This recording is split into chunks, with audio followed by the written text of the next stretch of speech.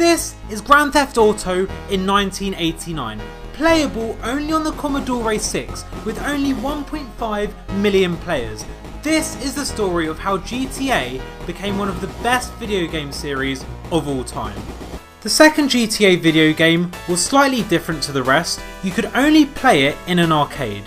It was small, so it got no official rating. For 6 years, GTA game devs had been developing what they thought would be a masterpiece, Grand Theft Auto Game Boy Edition. The fuss of it being very similar to Pokemon, it was actually slammed by critics. Then came the launch of the first full GTA game, Grand Theft Auto 1. The official PlayStation magazine praised it as one of the most original yet controversial releases on the platform.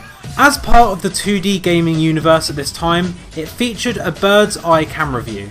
The player got these missions through phone calls, and these missions would get you to points that would help you complete levels. These points were also used as currency to buy items in the game. There were 2 more games developed, GTA London 1969 and London 1961. Both released in 1999, with the same dynamics as the first one. So, right after these 2 games, Grand Theft Auto 2 was released in 1999.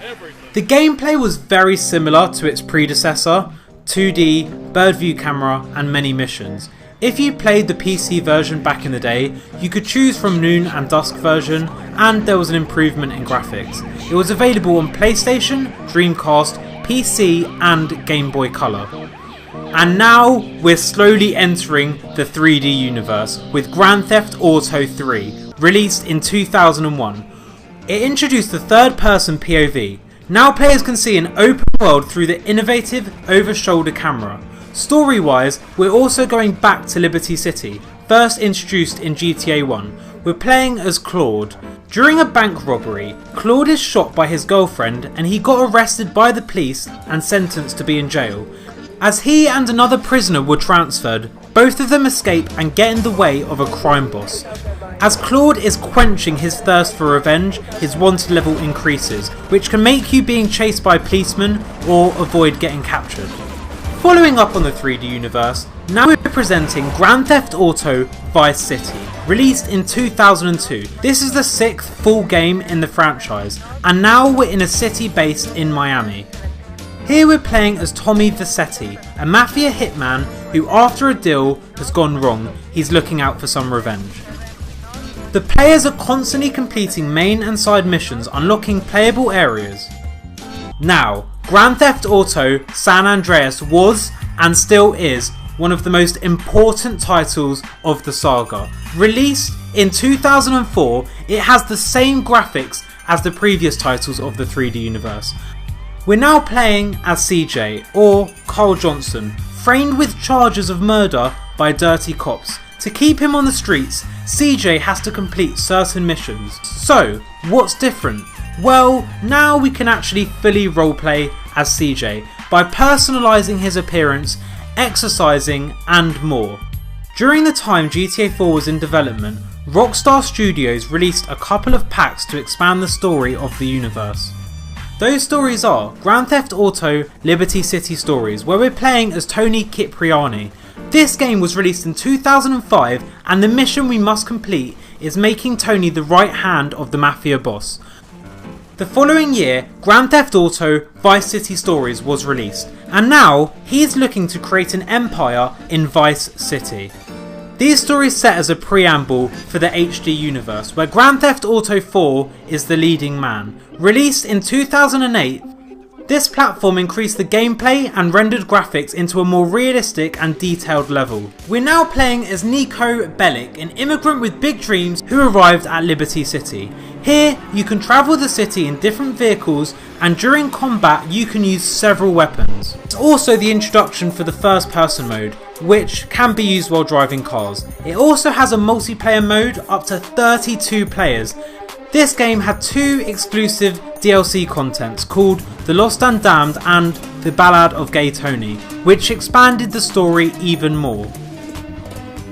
Grand Theft Auto Chinatown Wars has a very different presentation from the previous games in the series, by partially resembling the first Grand Theft Auto titles. Instead of a ground level view behind the protagonist or a top-down perspective, Chinatown Wars uses a fully rotatable camera angled down at the action. Unlike Grand Theft Auto 4, the player can disable as many police cars as possible to escape the police instead of leaving a wanted zone. The more stars the player has, the more police they have to take out for each level. For example, for a 6-star level, they have to take out 6 police cars to get down to a 5-star wanted level, and so on. There is also a dealing subplot which allows players to sell contraband around the city. Players can profit by recognising market conditions and demands based on geography and plying their wares accordingly. CCTV cameras work as the game's secret packages, destroyed by throwing a Molotov cocktail bottle or a grenade. This also decreases the chances of being caught while making an illegal exchange. This game was made mostly for PSP, iPhone, Android and Nintendo DS, which explains its top-down perspective. In 2013, Grand Theft Auto 5 was released, and it's the most graphically advanced game so far in the saga. It still uses Rage graphics engine, and it does a great job at simulating traffic, several types of weather, vehicles and more. It also has the option of having first or third person camera, and you can unlock the map by progressing your missions. Each of them has a different set of skills that help you improve several experience points. Once you reach enough progress, you can start changing characters.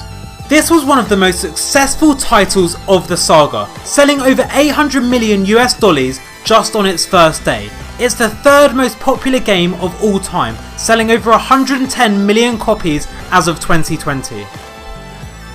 In late 2013, the online mode was released, increasing its popularity even more. You can now use your money to acquire a luxury apartment, a garage of expensive cars and a fleet of planes.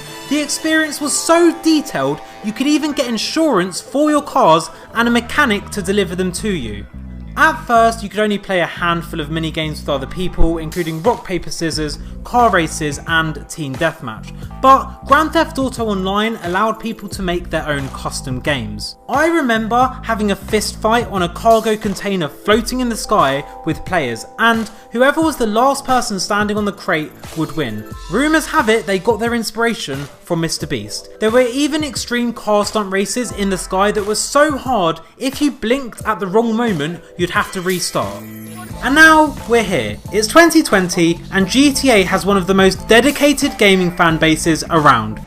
Grand Theft Auto 6 is set to come out within the next year. Rockstar have already teased GTA 6, and what you're seeing here is supposedly pre-alpha gameplay that was leaked on Reddit. I'm not 100% sure that this is actual confirmed GTA 6 gameplay, but it looks pretty legit to me, and even if it's not, we can expect GTA 6 to look very similar to this. There's been many leaks on Reddit and 4chan where users have also claimed that they've gone into the GTA 5's DLC game files and found some extra information regarding Grand Theft Auto 6. This lines up with the fact that there was an advertisement at the Miami Super Bowl that hinted at GTA 6 by copying the usual GTA cover design. At first, I didn't really want to share all this information as I didn't know the validity of all this info, but after doing a little bit more research on this leaked info, I realised I'd tell you guys. Because this video is about the evolution of Grand Theft Auto, and I feel like I should tell you everything on the internet that I can find on GTA 6. But I just want to make you guys aware that this is just a leak and not 100% confirmed by Rockstar. On top of the game being set in Miami, other links have said that in this GTA we will be able to interact with every single player in the city with multiple options when talking to civilians, and other leaks have shown that every single skyscraper and building will be fully accessible to the player, allowing a player to rob random people's houses and apartments. Other rumours have said that you can be at home watching basketball or football on TV in Grand Theft Auto 6 and then go to the stadium and cause chaos on live TV whilst the players are actually playing. Like this video right now for a week of good luck. Don't risk it, just try it now, press like and you'll get the most insane week of good luck ever. Also, if you did enjoy this content and you want to subscribe, I will be doing more of these types of videos in the future. Anyway, subscribe if you enjoyed the video, and I will see you in the next video. Peace out. Bye.